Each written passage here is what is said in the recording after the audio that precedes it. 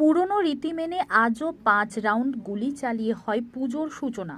উত্তরপ্রদেশ থেকে এসেছিলেন ব্যবসা সূত্রে, তারপর ব্যবসার সুবিধার্থে ব্রিটিশদের কাছ থেকে জমিদারিত্ব ক্রয়, সাধুদের পরামর্শে শুরু দেবী দুর্গার আরাধনা।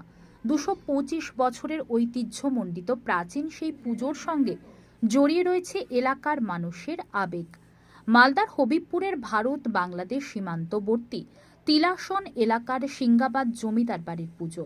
1947 সালে দেশ বিভাজনের ফলে এই জমিদারি স্টেটের সিংহভাগ অংশ তৎকালীন পূর্ব পাকিস্তান বর্তমান বাংলাদেশে পড়লেও আজও ভারতীয় ভূখণ্ডে সীমান্তের কাঁটাতার থেকে 50 মিটার দূরত্বে অবস্থিত বিশাল রায় জমিদার বাড়ি।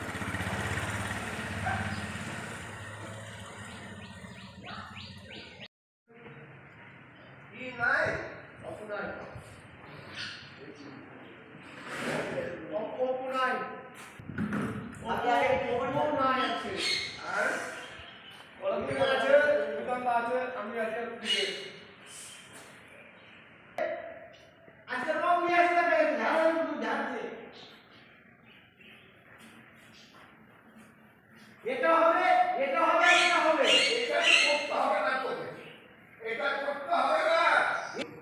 আমি ওখানে গ্রিল আছে, গ্রিলটা রং করো, গ্রিলের দরজাটা আছে না ওটাতে। কোনটা? এই যে মদন মোহন ঠাকুরের।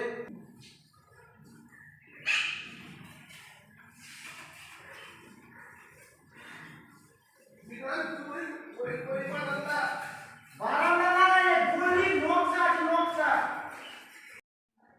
দুটা নাই।